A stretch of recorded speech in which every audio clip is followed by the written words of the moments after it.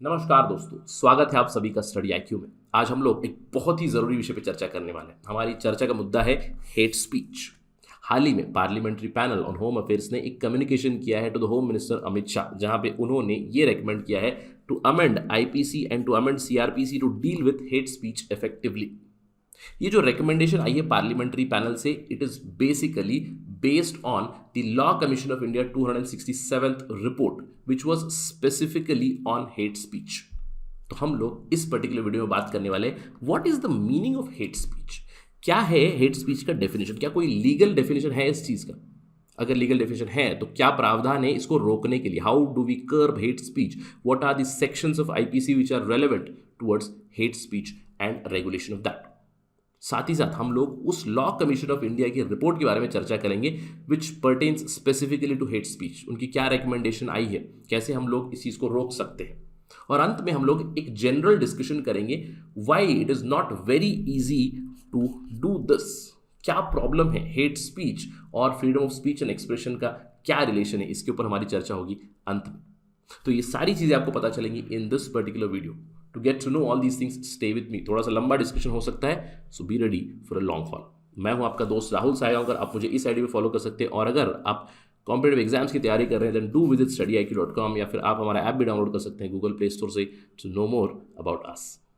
चलिए चर्चा शुरू करते हैं। सबसे पहली चीज, why are we discussing this at all? हम लोग बात क्यों कर रहे हैं? देखिए, पिछले कुछ दिनों से हम लोगों ने हेट स्पीच के बारे में बहुत सारी खबरें सुनी। The Haridwar hate speech case, Supreme Court has taken cognizance of that. In fact आने वाले दिनों में भी हम लोग एंटिसिपेट कर सकते हैं, क्योंकि 5 राज्यों में इलेक्शन होने वाला है, और जब भी इलेक्शन होता है then the issue of hate speech does come up, right? तो इसीलिए इसके ऊपर चर्चा चल रही है। सबसे पहली चीज समझते हैं, what is this hate speech? Hate speech क्या है? फर्स्ट थिंग, हेट स्पीच का कोई लीगल डेफिनेशन नहीं है, कोई एक्सप्लिसिट ऐसा कोई प्रोविजन नहीं है जो हेट स्पीच को डिफाइन करता है और हेट स्पीच को कर्ब करने की बातें करता है। लेकिन इंडियन जूरिस्प्रूडेंस में हमें बहुत सारे प्रोविजन या फिर प्रावधान मिलते हैं जो इनडायरेक्टली डील करते हैं विथ हेट स्पीच।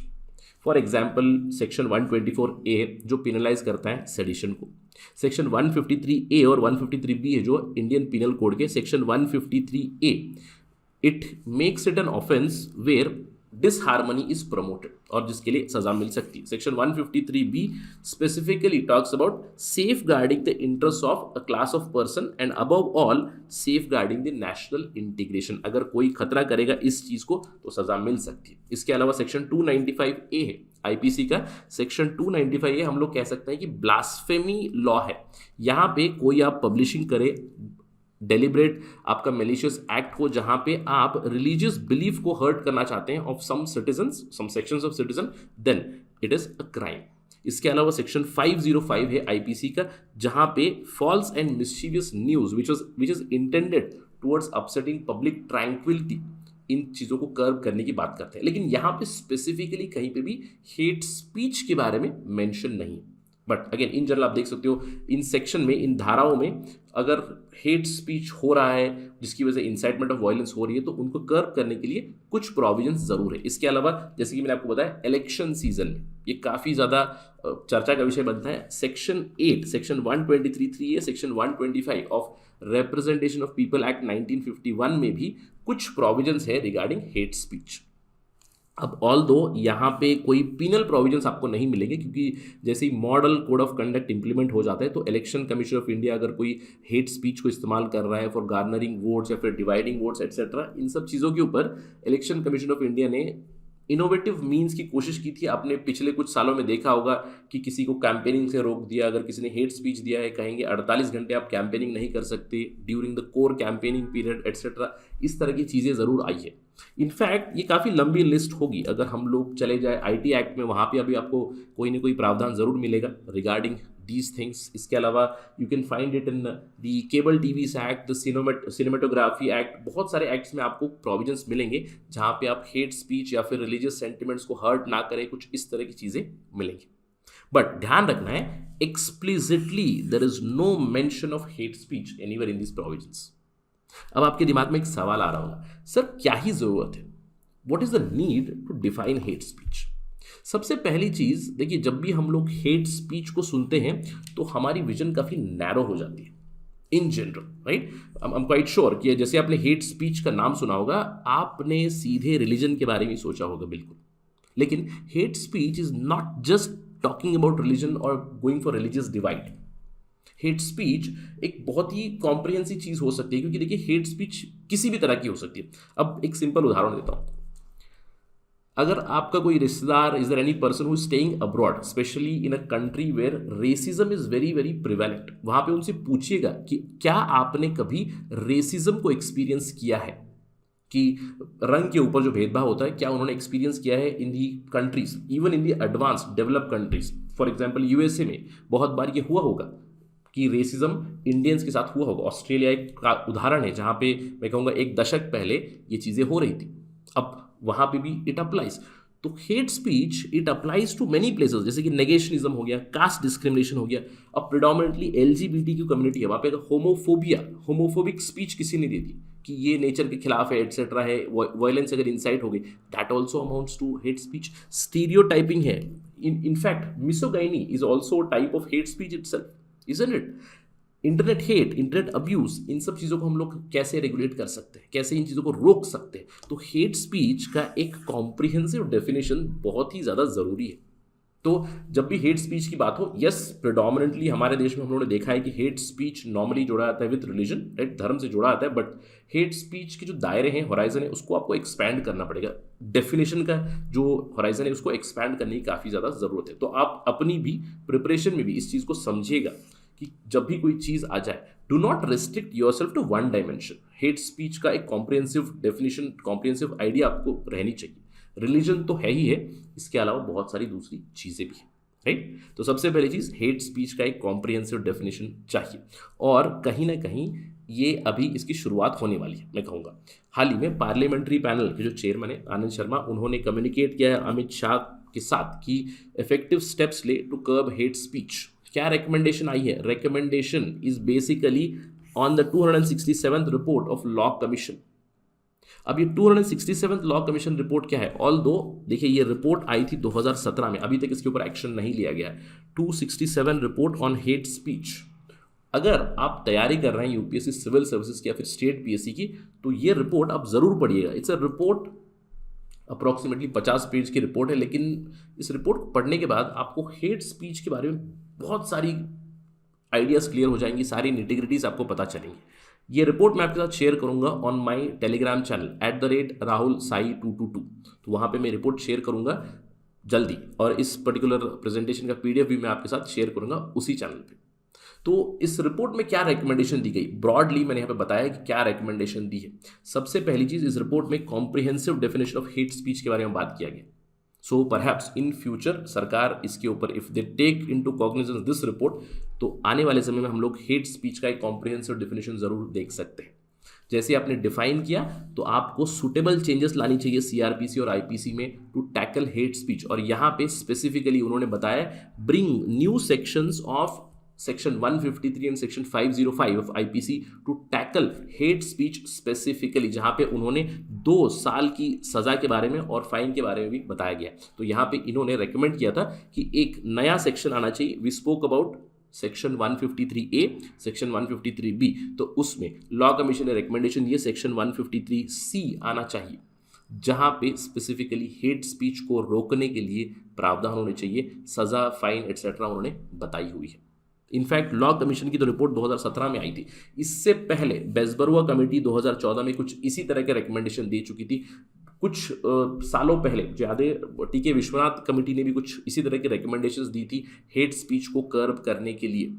और इलेक्शन के टाइम में आपने देखा होगा, इलेक्शन कमीशन ऑफ इंडिया भी कुछ स्टेप्स जरूर लेता है, but they do not resort to these provisions. वो पीनल प्रोविजंस के लिए नहीं जाते, वो कुछ इनोवेटिव मेथड्स इस्तेमाल जरूर करते हैं to stop this hate speech during the elections.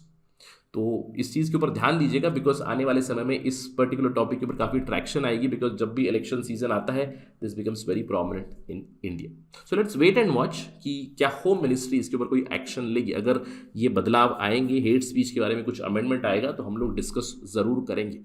लेकिन जो भी चीज़ मैंने आपको बताई कि पार्लियामेंट्री पैनल कमेटी ने अमित शाह से बात की, इस रिपोर्ट के बारे में उन्होंने बात की, लेकिन क्या ये सारी चीज़ें इतनी आसान है? क्या ये चुटकियों में हो जाती है?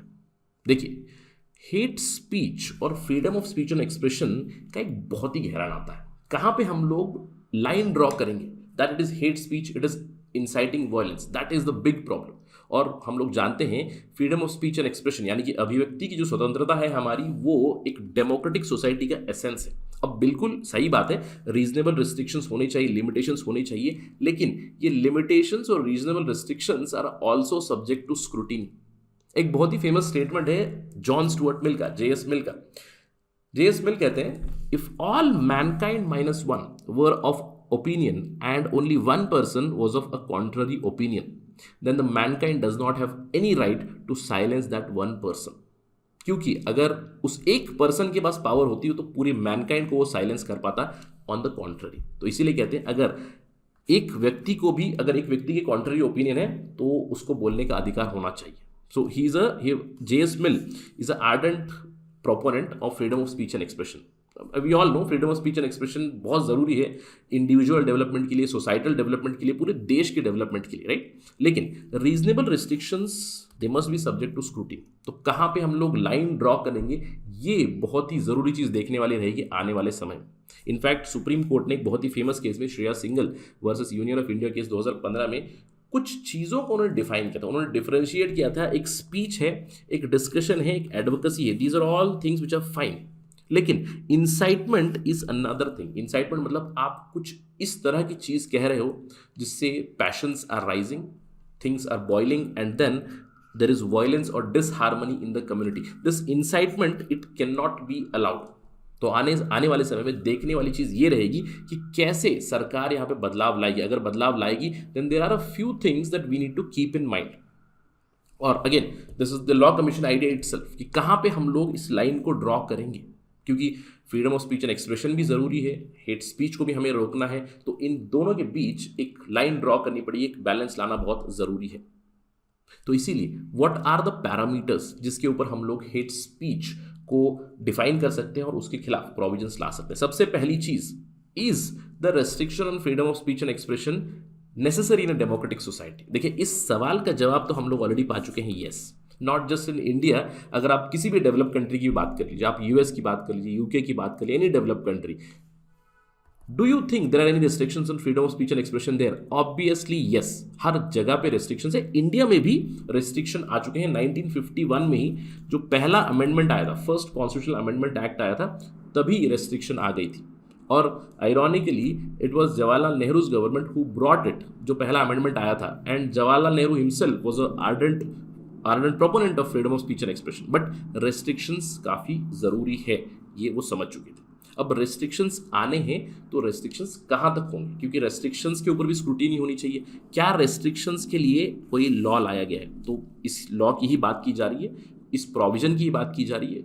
अगर सेक्शन 153C आएगा तो वो लॉ प्रिस्क्राइब हो जाएगा हेट स्पीच के खिलाफ। लेकिन is it proportionate to the legitimate aim? यहाँ पे आता है concept of due process of law. क्योंकि देखिए, मैंने आपको बताया there is a very fine line here. Fine line क्यों है?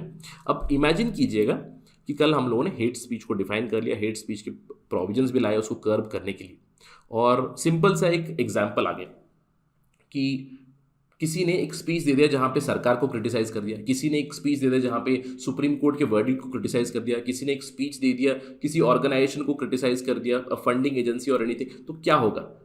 Does that amount to hate speech?